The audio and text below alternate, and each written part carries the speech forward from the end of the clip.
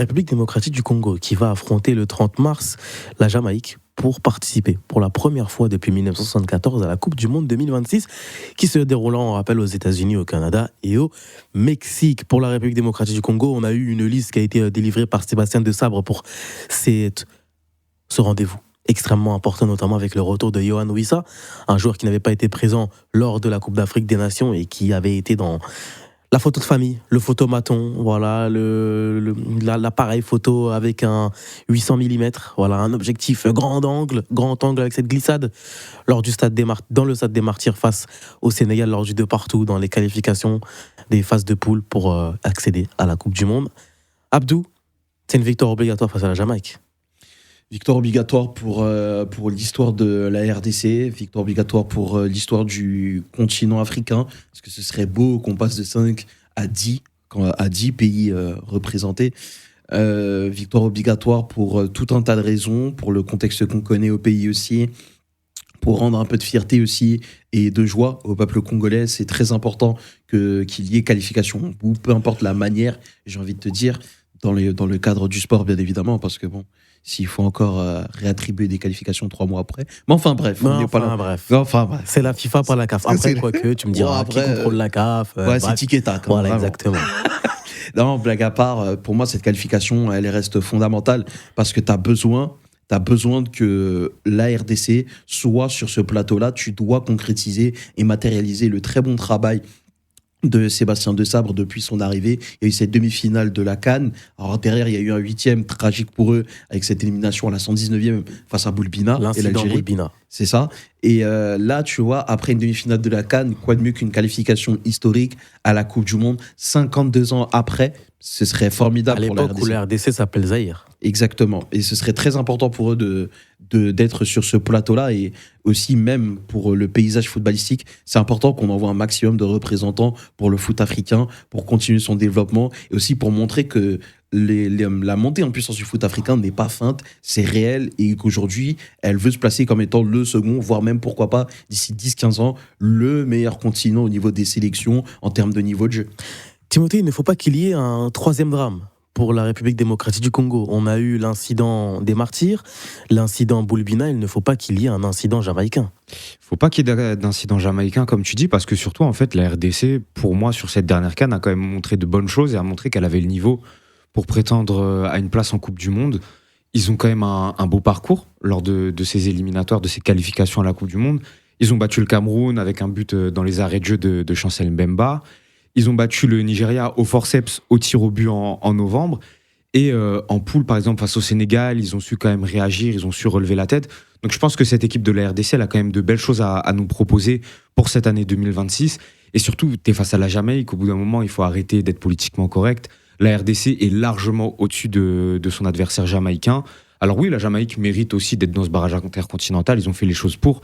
Mais au bout d'un moment, il faut regarder la réalité. Tu as des Yohan Wissa, tu as des Noah Sadiki, tu as des Chancel Mbemba, tu as du Wan-Bissaka, tu as des joueurs talentueux sur toutes les lignes. Sébastien Desabre, malgré tout, malgré l'élimination prématurée à la CAN, a réussi à créer une osmose et à créer une vraie structure avec ce groupe. Donc ça doit être tout droit. Et moi, j'attends vraiment les Léopards en juin prochain sur le continent américain. On m'avait reproché pour la République démocratique du Congo un manque d'efficacité offensive, des ailiers qui n'avaient pas forcément répondu présent, notamment Fiston Mayele. Et on a eu le retour de Yohan Wissa, qui a rejoint Newcastle, qui lui aussi, tout comme Alexander Isak, n'avait pas connu de préparation, qui a eu des conséquences dramatiques, notamment lors de la rencontre face au Sénégal. Il n'a pas participé à la Coupe d'Afrique des Nations. À quel point son retour sera important et capital dans ce barrage intercontinental et dans cette dernière marche pour accéder au mondial. Il va être fondamental parce qu'il t'offre plusieurs possibilités sur le terrain, que ce soit en étant légèrement excentré, que ce soit plein axe. Il a une capacité à faire des différences aussi, que ce soit par la percussion, que ce soit par la frappe, que ce soit par ses déplacements aussi. Et le fait d'être de connivence avec ses coéquipiers, je trouve que c'est un élément qui est, mine de rien, assez facile techniquement, que tu peux associer très facilement à pratiquement n'importe quel profil. Donc ça, c'est quelque chose de vraiment précieux. Et aussi, mentalement, paradoxalement, il n'a pas participé à la CAN. Donc lui, il va arriver avec un esprit revanchard en se disant « J'ai raté la CAN, il ne faut pas que je rate le mondial ».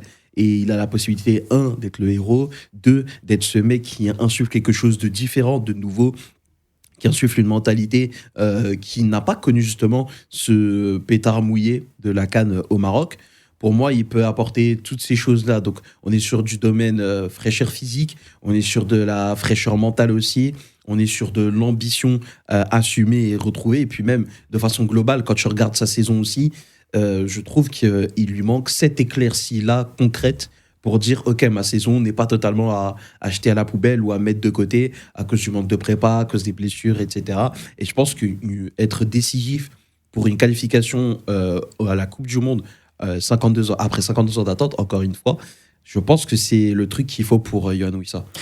Pour continuer avec Yohan Wissa, l'attaquant de Newcastle, qui était à Brentford la saison dernière, on l'utilise comment, Yohan Wissa parce qu'il faut le rappeler, on a quand même une certaine colonne vertébrale importante vis-à-vis de la République démocratique du Congo et des Léopards. On a Chancel Bemba, bien entendu, le capitaine. On a aussi un Samuel Mutusami au milieu de terrain. On a Cédric Bakambu. On l'utilise comment? Est-ce qu'on l'utilise sur une aile? Est-ce qu'on essaye de faire une attaque à deux avec Cédric Bakambu? Qu'est-ce qu'on fait pour monsieur Yohan Wissa? Moi, j'aurais privilégié un scénario où tu mets Mayele en pointe et Wissa sur une aile, par exemple. Ça peut être... Et Bakambu, il est où? Bakambu sur le banc. Sur le banc. Bakambu sur le banc, parce que pour moi, Cédric Bakambu, tout Bakambu qu'il est, et tout, peu importe ce qu'il représente aussi pour la RDC, et il a été marquant pour cette sélection. Il est plus haut niveau, et ça, tu l'as vu sur la dernière CAN. Peut y avoir des Mayele n'a pas été bribes. au niveau à la CAN. Comment? Mayele n'a pas été au niveau à la CAN. Mayele n'a pas été au niveau, mais Mayele, là, récemment, il y a eu un match de la RDC qui a été joué mercredi soir face aux Bermudes. Ça vaut ce que ça vaut, mais et Wissa et Mayele ont été décisifs. Donc je pense qu'une association entre les deux peut être intéressante, sachant que aussi au niveau des ailiers, il y a des choses à revoir par rapport à la CAN. Tout le monde n'a pas été extrêmement performant. Par exemple, Théo Bongonda a eu du mal, hormis son but contre le Bénin lors de la J1, à être vraiment prépondérant. Mais Shaq Elias, ça a été assez compliqué. Donc il y a toute une redistribution des cartes à faire dans le secteur offensif. Et je pense que l'apport de ces deux nouveaux profils qu'on n'a pas vu à la CAN pour Yohan Wissa et qu'on a peut-être trop peu vu aussi pour Fiston Mayele peut aider la RD Congo à être plus tranchante et encore plus létale. Ça sera décisif face à la Jamaïque d'avoir un secteur offensif tranchant, parce que l'enjeu, la tension qui est associée peut faire que offensivement, même si tu domines dans le jeu, il te manquera ce dernier geste, et avoir des joueurs comme Wissa, comme Mayele qui sont en confiance du fait du dernier match de la RD Congo, ça peut être un avantage. Beautiful Game, c'est l'émission de l'honnêteté, et Abdou, Tim, vous suivez énormément la Première Ligue et vous m'avez fait les éloges, les grâces, les louanges de Noah Sadiki. J'ai allumé ma télé, j'ai allumé Beansport lors de la Coupe d'Afrique des Nations du 21 décembre au 18 janvier dernier. J'ai été extrêmement déçu de la part du niveau de jeu proposé par le joueur de Sunderland, du Black Cat. Abdou, lui aussi, il a attendu au tournant, monsieur Noah Sadiki. Ouais, il est attendu au tournant. Malheureusement, durant la dernière CAN, il a fait son âge, parce qu'il faut rappeler qu'il reste quand même très jeune. Dans ton texte, t'as dit... Hein. Oui. On peut pas continuer la suite de cette phrase légendaire. Mais oui, il a fait son âge. Après, comme j'ai dit, il reste le présent et l'avenir de la sélection congolaise. Il a le temps de grandir et de progresser aussi. Certes, il y a énormément d'attentes autour de lui parce qu'on est tous conscients de son potentiel, de ce qu'il est capable d'incarner aussi pour la suite, pour la RDC, qui cherche déjà aussi ses visages de demain. Et lui, en l'occurrence, il est déjà là. Donc pour moi, oui, c'est la CAN de l'apprentissage pour lui finalement. Et là aussi, ce barrage-là, c'est l'occasion aussi d'effacer un peu cette CAN qui a un peu déçu au global. Tim, tu fais des rollers sur Africa Radio? Non, Noah Sadiki, très clairement, oui, on a tous été déçus, je pense, par son tournoi au Maroc. Ouais. Après, ça n'enlève rien au très bon joueur qu'il est. Il faut rappeler qu'il a aussi 21 ans, que c'était sa première grosse expérience avec la RD Congo. Je pense qu'il faut lui laisser le temps, et justement, à mon avis, lui aussi est conscient. C'est un joueur qui a l'air assez honnête et lucide sur sa marge de progression et sur ses performances. Donc je pense qu'il faut lui laisser le temps, et même lui doit être conscient et doit être le premier déçu, en fait, de la copie rendue au Maroc l'hiver dernier. Donc oui, il est attendu au tournant. Je ne sais pas si ça doit être lui d'ores et déjà l'un des leaders de cette équipe. Je ne suis pas sûr qu'il en ait la carrure ni la bouteille en sélection pour prétendre à ce statut-là. Et même en carrière, en fait. Mais en tout cas, oui, c'est ça. Ça doit être un joueur prépondérant, plus qu'il ne l'a été. Mais je pense que ça va le faire. Petit à petit, il faut aussi lui laisser prendre ses marques au sein de ce collectif. Il faut rappeler que Noah Sadiki, sa première sélection, elle date de l'automne 2025, donc au final, ça nous donne quoi, 5-6 mois d'expérience pour lui avec la RD Congo. Ça fait pas non plus énormément de rassemblements, même si c'est des rassemblements qui à chaque fois ont été cruciaux et décisifs, que ce soit pour la CAN ou pour la qualif en Coupe du Monde.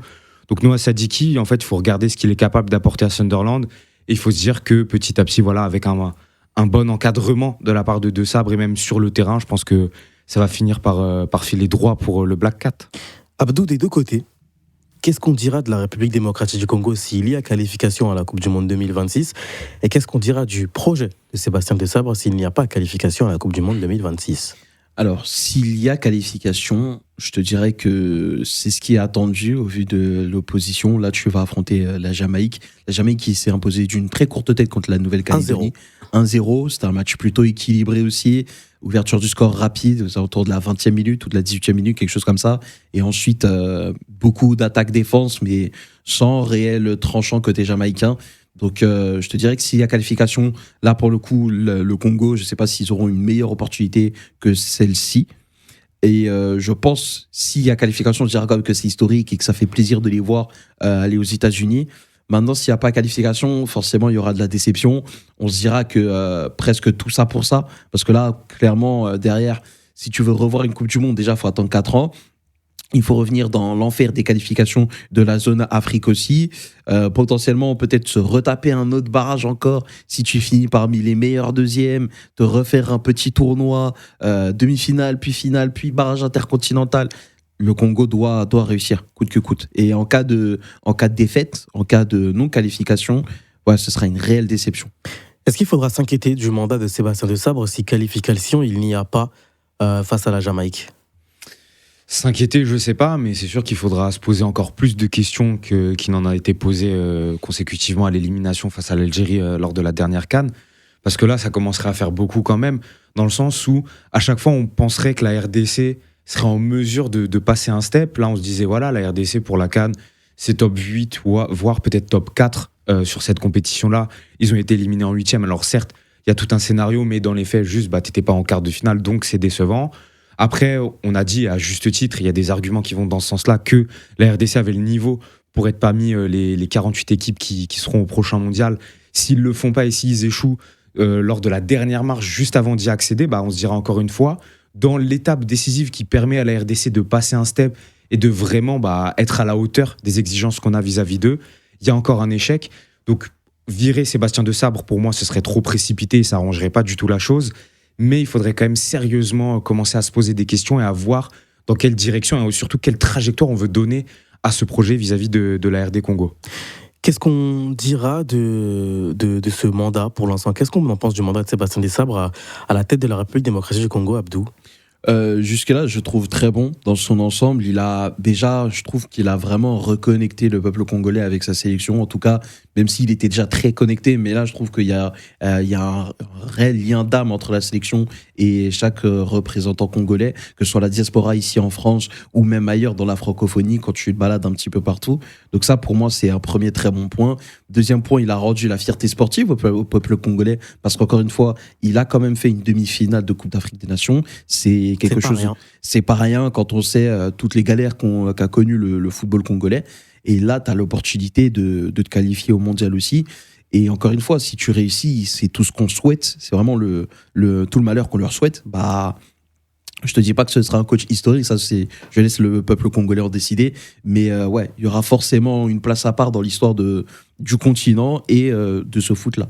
Tim, le dernier mot, qu'est-ce que ça pourrait changer pour la sélection congolaise, cette qualification pour la Coupe du Monde, après que le Stade des Martyrs n'ait plus reçu l'homologation de la CAF? Ce serait historique, tout simplement, pour la RD Congo de se qualifier à la Coupe du Monde. Ça fait 52 ans qu'ils n'y ont pas été. Pour Sébastien Desabre, ça serait seulement le deuxième coach de l'histoire de la sélection congolaise à réaliser un tel exploit. Et je pense que ça ferait du bien au peuple et au football congolais, en fait, de voir toutes les bonnes choses qui ont été mises en place depuis 4 ans que Sébastien Desabre est là, et de voir tout ça, en fait, se concrétiser par une qualification pour la plus prestigieuse des compétitions du football de sélection. Donc ce serait que des bonnes nouvelles, et surtout, ça donnerait aussi du crédit à Sébastien Desabre auprès de sa fédération et sur l'échiquier du football africain.